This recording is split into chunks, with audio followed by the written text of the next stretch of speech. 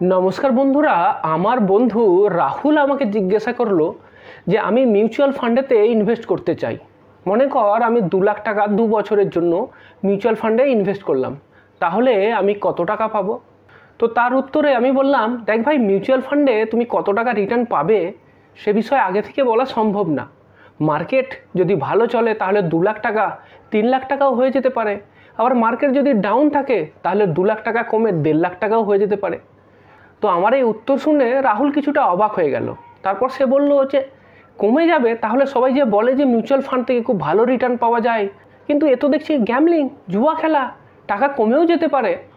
তার এই মন্তব্যের উত্তরে আমি বললাম, দেখ ভাই, তুই যদি মিউচুয়াল ফান্ডে শর্ট টার্মে ইনভেস্ট করতে চাস তাহলে কিন্তু সেটা জুয়া খেলার মতোই হবে, প্রচুর রিস্কি। কিন্তু হ্যাঁ, যদি তুই লম্বা সময়ের জন্য ইনভেস্ট করিস, 2 বছরের জায়গায় যদি 10 বছরের জন্য ইনভেস্ট করিস, তাহলে কিন্তু ভালো রিটার্ন পাওয়ার সম্ভাবনা সেটা কিন্তু খুব বেশি, এবং তুমি ভালো রিটার্নও পেতে পারবি, এটা এক্সপেক্ট করা যায়। তো আমার এই কথা শুনে এসে বললো যে যদি আমি বেশি সময়ের জন্য ইনভেস্ট করি তাহলে ভালো রিটার্ন পেতে পারবো, কিন্তু আবার যদি কম সময়ের জন্য ইনভেস্ট করি তাহলে আমার লস হয়ে যেতে পারে। ব্যাপারটা কি? মিউচুয়াল ফান্ডে ব্যাপারটা কি হয়, মানে মিউচুয়াল ফান্ড থেকে কীভাবে রিটার্ন পাওয়া যায়, ব্যাপারটা একটু বুঝিয়ে বল ভাই। খুব সহজ বাংলাতে বলবি যাতে আমি ভালো করে বুঝতে পারি। তো আমি আমার বন্ধু রাহুলকে যেটা বলেছিলাম বা যেভাবে বুঝিয়েছিলাম, জাস্ট হুবহু আপনাকে তুলে ধরছি। দেখুন, মিউচুয়াল ফান্ডে ইনভেস্টমেন্ট হলো একটা স্টক অ্যান্ড সেল বিজনেসের মতো। স্টক আর সেল বিজনেস কি সেটা তো আমরা সবাই জানি। আপনি কিছু টাকা দিয়ে কোনো প্রোডাক্ট কিনে রেখে দিলেন, তারপর সেই প্রোডাক্টটার দাম যখন বেড়ে যাবে তখন সেই প্রোডাক্টটা আপনি বিক্রি করে দেবেন, তাহলে আপনার লাভ হয়ে যাবে। এটাই তো স্টক অ্যান্ড সেল বিজনেস। তো মিউচুয়াল ফান্ডের ক্ষেত্রেও ঠিক একই জিনিস হয়। আপনি এখন কিছু মিউচুয়াল ফান্ড কিনে রাখছেন, তো যখন আপনি মিউচুয়াল ফান্ডটা কিনবেন তখন আপনাকে জানতে হবে যে মিউচুয়াল ফান্ড তাহলে এখন কি দামে বিক্রি হচ্ছে। তো আপনাকে আমি জাস্ট একটা এক্সাম্পল দিয়ে বুঝিয়ে দিই। মনে করুন রাহুল আমার বন্ধু, যে 2 লাখ টাকা ইনভেস্ট করতে চায়, সে জাস্ট উদাহরণ হিসাবে অ্যাক্সিস ব্লু চিপ ফান্ডেতে ইনভেস্ট করতে চায়। তো আমাকে জানতে হবে আজকের ডেটে অ্যাক্সিস ব্লু চিপ মিউচুয়াল ফান্ডের দাম কত। তো আজকের ডেটে দাঁড়িয়ে এই 7 অক্টোবর অ্যাক্সিস মিউচুয়াল ফান্ডের একটা ইউনিটের দাম হলো 47.06 রুপিজ, অর্থাৎ 47 টাকা 6 পয়সা একটা ইউনিটের দাম। তাহলে আজ যদি রাহুল অ্যাক্সিস মিউচুয়াল ফান্ডে 2 লাখ টাকা একসাথে ইনভেস্ট করে, তাহলে সে এই 2 লাখ টাকা দিয়ে অ্যাক্সিস মিউচুয়াল ফান্ডের কিছু ইউনিট পাবে। কটা ইউনিট সে পাবে? 2 লাখ ডিভাইড বাই 47.06, সেটা হিসেব করলে দাঁড়াচ্ছে 4249.89। এইবার এই অ্যাক্সিস মিউচুয়াল ফান্ড থেকে তার লাভ কখন হবে? যখন এই মিউচুয়াল ফান্ডের যে একটা ইউনিটের দাম, যেটা আজকে আমি বলছি যে 47 টাকা 6 পয়সা, সেটা যখন বাড়বে তখনই তো তার লাভ হবে। এইবার ধরুন এই 47 টাকার জায়গায় যদি একটা ইউনিটের দাম 50 টাকা হয়ে যায়, তাহলে সে ইউনিট পিছু লাভ করতে পারবে। আবার যদি এই 47 টাকার জায়গায় এই প্রতিটা ইউনিটের দাম কম হয়ে যায়, তাহলে তার লস হয়ে যাবে। তো এইবার আপনার মনে প্রশ্ন আসবে, আপনি যে এই একটা ইউনিটের কথা বলছেন, এই একটা ইউনিটের দাম কখন বাড়বে কখন কমবে সেটা কিভাবে বুঝবো? তো সেইটা বুঝতে গেলে আপনাকে যেই জিনিসটা বুঝতে হবে সেটা হলো মিউচুয়াল ফান্ডের পোর্টফোলিও। পোর্টফোলিও ব্যাপারটা কি? পোর্টফোলিও হলো আমরা যখনই মিউচুয়াল ফান্ডে ইনভেস্ট করি তখন ওই মিউচুয়াল ফান্ড কোম্পানি আমাদের এই টাকা দিয়ে বিভিন্ন কোম্পানির শেয়ার কিনে রাখে। আপনাকে আমি অ্যাক্সিস মিউচুয়াল ফান্ডের পোর্টফোলিও দেখাচ্ছি। তো অ্যাক্সিস মিউচুয়াল ফান্ডের ক্ষেত্রে কি হয়, এখানে 40টা কোম্পানির শেয়ারেতে ইনভেস্ট হয়, অর্থাৎ 40টা কোম্পানির শেয়ার এই মিউচুয়াল ফান্ডেতে কেনা বেচা হয়। দেখুন এই 40টা কী কোম্পানি আছে। তো আপনাকে আমি একটা স্ক্রিনেতে পুরো কোম্পানিগুলো দেখাতে পাচ্ছি না, তো আপনাকে পাট করে দেখাচ্ছি। প্রথম যে স্ক্রিনটা দেখুন, এই স্ক্রিনেতে আপনাকে আমি টপ হোল্ডিংস দেখাচ্ছি, অর্থাৎ সবথেকে বেশি যে কোম্পানিগুলোতে ইনভেস্ট আছে সেই কোম্পানিগুলো কী। যেমন ধরুন HDFC bank, ICICI bank, Bajaj finance. তো এই অ্যাক্সিস ব্লু চিপ ফান্ড এই কোম্পানির শেয়ার কিনে রেখেছে। এবার সেকেন্ড পেজে আসুন, জাস্ট আমি কোনো রিড করছি না, আপনি যেগুলো রিড করে নিন কী কোম্পানি আছে। এবার আপনাকে আমি থার্ড পেজটাও দেখালাম। তো টোটাল এই 40টা কোম্পানি। এখানে আরেকটা জিনিস আপনি লক্ষ্য করুন যে এইখানেতে প্রতিটা কোম্পানিতে কিন্তু সমান পার্সেন্টেজে ইনভেস্টমেন্ট নেই, অর্থাৎ এমন নয় যে প্রতিটা কোম্পানিতে সেম ইনভেস্টমেন্ট আছে। কোনো কোম্পানিতে বেশি টাকা ইনভেস্ট আছে, কোনো কোম্পানিতে কম টাকা ইনভেস্ট আছে। তো এটাকে বলা হয় ওয়েটেজ। জাস্ট আপনি ফার্স্ট পেজটাতে যদি দেখেন তাহলে দেখবেন যে HDFC ব্যাঙ্কের ওয়েটেজ সবথেকে বেশি, 9.68%। এর মানে হলো যে 100 টাকার মধ্যে 9 টাকা 68 পয়সা শুধুমাত্র HDFC ব্যাঙ্কের শেয়ার কেনার জন্য খরচা হয়। তারপরে ICICI ব্যাঙ্ক আছে, এক্ষেত্রে 9.50%। তো প্রথমের যে কোম্পানিগুলো আছে এইগুলোতে বেশি টাকা ইনভেস্ট হয়, আর পরের যে কোম্পানিগুলো আছে সেগুলোতে কম টাকা ইনভেস্ট হয়। তো আপনার কাছে একটা জিনিস ক্লিয়ার হয়ে গেল যে কোম্পানিগুলোতে ইনভেস্ট করা আছে সেই কোম্পানিগুলোর অধিকাংশের ক্ষেত্রেই যদি তাদের শেয়ার প্রাইস বেশি হয় তাহলে মিউচুয়াল ফান্ডের অ্যাসেট ভ্যালুটাও বেড়ে যাবে। ঠিক উল্টোটাও হতে পারে, যে কোম্পানিগুলোতে ইনভেস্টমেন্ট আছে সেই কোম্পানিগুলোর শেয়ারের দাম যদি কমে যায় তাহলে ওই মিউচুয়াল ফান্ডের নেট অ্যাসেট ভ্যালু বা একটা ইউনিটের যে প্রাইস যেটা NAV সেটাও কমে যাবে। তো যদি আপনাকে মিউচুয়াল ফান্ড থেকে লাভ করতে হয় তাহলে একটা জিনিস বুঝতে হবে যে এই মার্কেট যখন ভালো হবে অর্থাৎ শেয়ার প্রাইস যখন বেশি হবে তখন এই সব শেয়ারগুলোর দাম বাড়বে, আর সেই কারণের জন্য মিউচুয়াল ফান্ডের NAVটাও বাড়বে, তখনই হবে আপনার লাভ।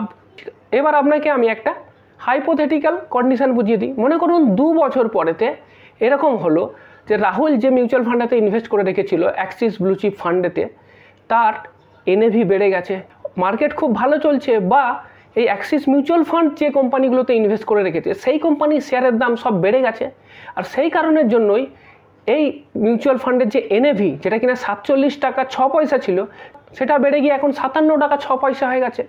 তাহলে দেখুন রাহুলের একটা ইউনিটেতে 10 টাকা করে লাভ হয়ে গেছে। এবার 2 বছর পরে যদি রাহুল তার কাছে যে ইউনিটটা আছে তার কাছে তো 4249.89 ইউনিট আছে, তো এই ইউনিটগুলো সে যদি বিক্রি করে দেয় তাহলে কত লাভ হবে? তো এই ইউনিট ইন্টু ইউনিট প্রতি তার 10 টাকা করে লাভ হচ্ছে, তাহলে তার টোটাল লাভ হয়ে গেলে কত? 42,498.90 টাকা। এইবার এমন কোনো বাধ্যবাধকতা নেই যে রাহুলকে 2 বছর পরেই এই সব ইউনিটগুলোই বিক্রি করতে হবে, সে তার নিজের ইচ্ছে মতো ডিসিশন নেবে। সে কিছু ইউনিট বিক্রি করতে পারে, কিছু রেখে দিতে পারে, কিছু নাও বিক্রি করতে পারে, প্রবলেম নেই, আপনি যখন খুশি বিক্রি করতে পারেন। আবার আরেকটা হাইপোথেটিক্যাল কন্ডিশনও আমরা ধরতে পারি। মনে করুন 2 বছর পরে শেয়ার মার্কেট খুব ডাউন আছে, অর্থাৎ এই যে মিউচুয়াল ফান্ডটা, এই মিউচুয়াল ফান্ড যে কোম্পানির শেয়ারগুলোতে ইনভেস্ট করেছে তার অধিকাংশরই শেয়ার প্রাইস কমে গেছে। তাদের যদি শেয়ার প্রাইস কমে যায় তাহলে এই মিউচুয়াল ফান্ডের NAVটাও কমে যাবে, কারণ এই NAVটা তো আসলে ওই যে শেয়ারগুলোতে ইনভেস্ট করে রেখেছে তাদের ভ্যালুটাকেই ডিনোট করে। মনে করুন NAV 2 বছর পরে কমে গিয়ে 37 টাকা 6 পয়সা হয়ে গেল, তাহলে কী হবে? প্রতি ইউনিটেতে তার 10 টাকা করে লস হয়ে যাবে। তখন কত লস হয়ে গেল টোটাল? যদি সব ইউনিটগুলো সে বিক্রি করে দেয় তাহলে সে 42,498.90 টাকা তার লস হয়ে গেল। কিন্তু একটা জিনিস আপনার কাছে পরিষ্কার হওয়া দরকার, সেটা হলো যে এমন কোনো বাধ্যবাধকতা কিন্তু নেই যে 2 বছর পরেই আপনাকে এগুলো বিক্রি করে দিতে হবে। যদি আপনি দেখেন যে এখন দাম কম আছে আপনি বিক্রি করবেন না, আপনি হোল্ড করে রেখে দিলেন, ওয়েট করে থাকবেন যে যখন ভালো প্রাইস আসবে তখনই বিক্রি করব। কিন্তু অনেক সময় বা অনেক ক্ষেত্রে এটা হয় না। কেন হয় না? দুটো কারণে হয় না। অনেকের ক্ষেত্রে কি হয় যে তাদের কাছে আর কোনো টাকার সোর্স নেই, তাদের কাছে যা টাকা ছিল তারা সব টাকাই মিউচুয়াল ফান্ডে রেখে দিয়েছে। এইবার 2 বছর পরে হঠাৎ করে তার টাকার দরকার, আর্জেন্সি, তখন তাকে বাধ্য হয়েই লসেতে বিক্রি করতে হবে। ঠিক এই কারণের জন্যই বলা হয় যে যখন আপনি মিউচুয়াল ফান্ডেতে ইনভেস্ট করবেন তার আগে কিছু টাকা এমার্জেন্সি ফান্ডে রেখে দেবেন, যেটা আপনি ব্যাংকের ফিক্সড ডিপোজিটে রাখবেন, যেখানে টাকা লস হয়ে যাওয়ার সম্ভাবনা নেই।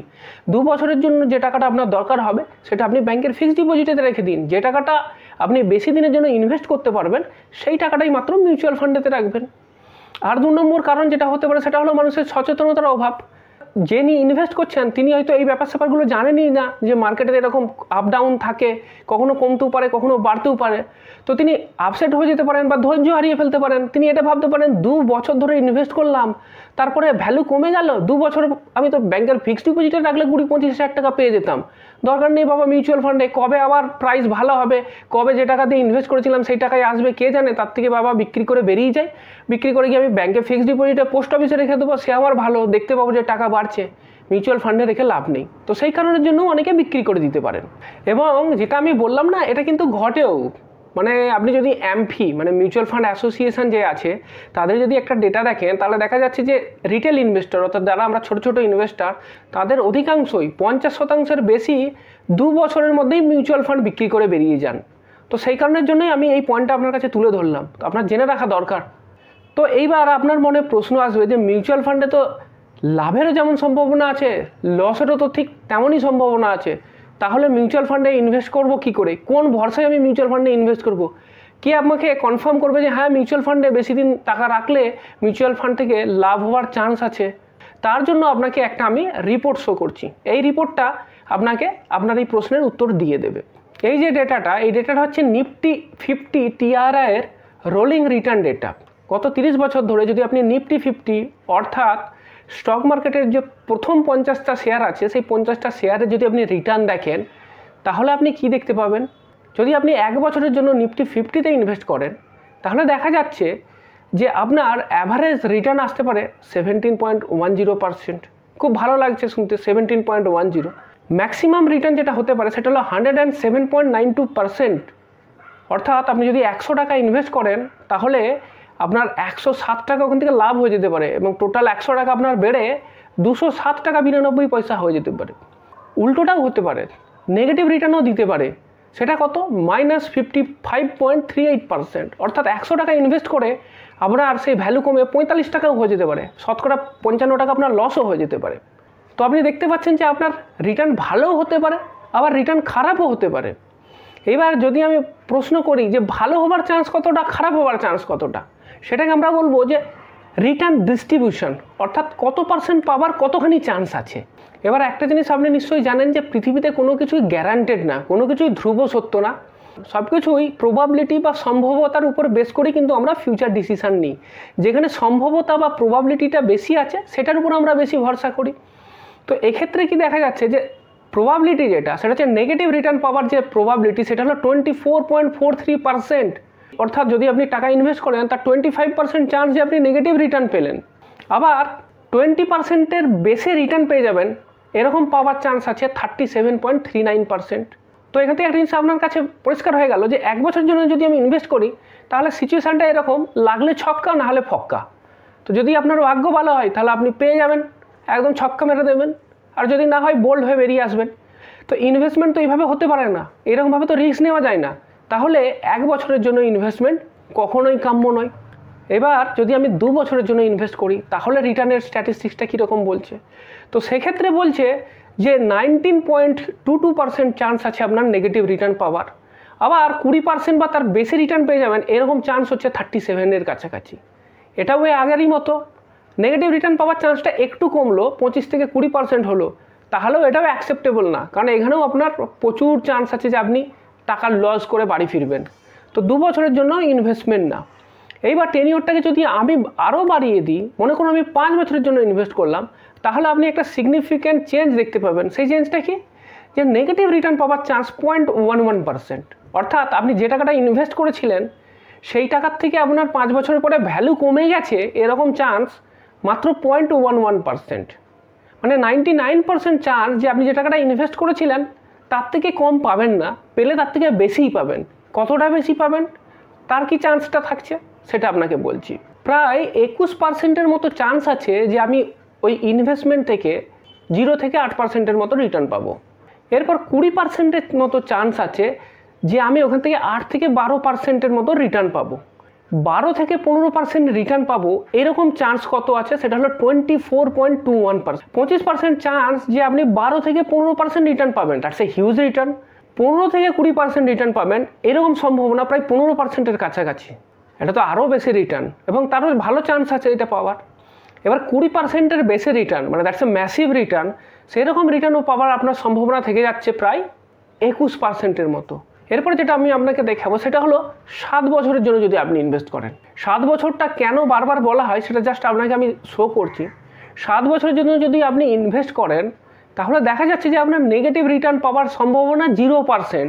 অর্থাৎ আমার এক্সাম্পলে যদি রাহুল 2 লাখ টাকা ইনভেস্ট করে তাহলে 2 লাখ টাকা কমে যাবে বা 2 লাখ টাকার কম রিটার্ন পাবে 7 বছর পরে, এরকম কোনো সম্ভাবনা নেই। 4% মাত্র সম্ভাবনা আছে যে তার যে রিটার্নটা, অর্থাৎ তার যে রিটার্নটা আসবে সেটা হলো 0 থেকে 8%-এর মধ্যে আছে। এরকম সম্ভাবনাও খুব কম, অর্থাৎ অল্প রিটার্ন, 0 থেকে 8 যে কোনো একটা পার্সেন্টেজ তো হতে পারে।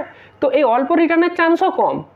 বাকি 96% আপনার জন্য চান্স থাকছে 8 থেকে 20% বা তার বেশি রিটার্ন পাওয়ার। তো আপনি বুঝতেই পারছেন যে 100 ভাগের মধ্যে 96 ভাগ এটাই ঘটার সম্ভাবনা যে রাহুল যেটা ইনভেস্ট করবে সেই টাকার উপরেতে সে 8% বা তার অধিক রিটার্ন পাবে। 8%-এর অধিক বলতে তো অনেক বোঝায়, 10%, 12%, 20%।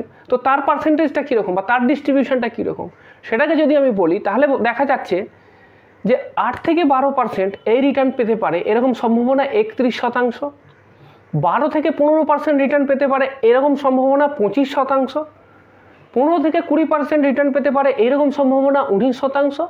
আর 20%-এর বেশি রিটার্ন পেতে পারে এরকম সম্ভাবনাও 19%। এবার এই যে ডেটাটা আপনাকে আমি শো করলাম, এটা দেখে আপনাদের অনেকের মনেই একটা প্রশ্ন কিন্তু আসবেই, আর সেটা হলো এই যে রিটার্নটা আপনি দেখালেন সেগুলো সবই ছিল হিস্টোরিক্যাল রিটার্ন। আপনি বললেন যে গত 30 বছরেতে এরকম রিটার্ন দিয়েছে, 30 বছর রিটার্ন দিয়েছে, খুব ভালো কথা, কিন্তু সবই তো পাস্টের ব্যাপার স্যাপার। আগামী 30 বছরেও যে এই রকম রিটার্ন দেবে তার গ্যারান্টিটা কী বা তার সম্ভাবনাটা কী? দেখুন, গ্যারান্টি তো দিতে পারবো না, কিন্তু সম্ভাবনার কথা আমি বলতে পারি। সেই জায়গাগুলো কি কি?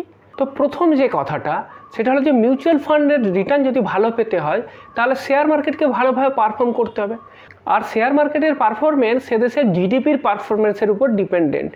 একটা মোটা মোটা থাম্ব রুল আছে, সেটা হলো যে কোনো দেশের শেয়ার মার্কেটের রিটার্ন সেই দেশের ইনফ্লেশন আর জিডিপি এই দুটো পার্সেন্টেজকে যোগ করলে যেটা হবে মোটামুটি অ্যাপ্রক্সিমেটলি সেটা হবে, লং টার্মে এটা এক্সপেক্ট করা যায়। তো ভারতের আমি ধরে নিলাম ইনফ্লেশন 6%, অ্যাভারেজ জিডিপি গ্রোথ আগামী 10-20 বছরও 6% বা তার বেশি হবে। বিভিন্ন যেসব ফিনান্সিয়াল সংস্থা, বিশ্বজুড়ে যেসব ফিনান্সিয়াল সংস্থা আছে তারাও এটাই ফোরকাস্ট করছে, আগামী 10 বছর ভারতের জিডিপি 6% বা তার বেশি এই রেঞ্জেতেই থাকবে, এটা আশা করা যেতে পারে। তাহলে ইনফ্লেশন আর জিডিপি এই দুটো যোগ করলে কত আসছে? 12%। তো শেয়ার মার্কেট থেকে আগামী দিনগুলোতে 12% বা তার বেশি রিটার্ন এক্সপেক্ট করতে পারি। তো এই প্রসঙ্গে একটা কথা বলে নিই যে এই 12% বললাম, এটা এরকম নাকি যে প্রতি বছরই 12% হবে, এটা কিন্তু না। এটা কিন্তু ভোলাটাইল থাকবে, তো কখনো বেশি হবে কখনো কম হবে, কিন্তু যদি আপনি অ্যাভারেজটা ক্যালকুলেট করেন তাহলে আপনি 12% হারে এটা এক্সপেক্ট করতে পারেন। সুতরাং আপনি বুঝতেই পাচ্ছেন আগামী 10-20 বছর ভারতের ইকোনমির জন্য খুব ভালো সময়। এই সময় টাকা ইনভেস্ট করলে 10 বছরে আপনার টাকা 10 গুণ হয়ে যেতে পারে। আপনি জানতে চান যে কিভাবে সেটা সম্ভব? সেটা যদি জানতে চান আপনি আমার ডান দিকের ভিডিওটাতে ক্লিক করুন।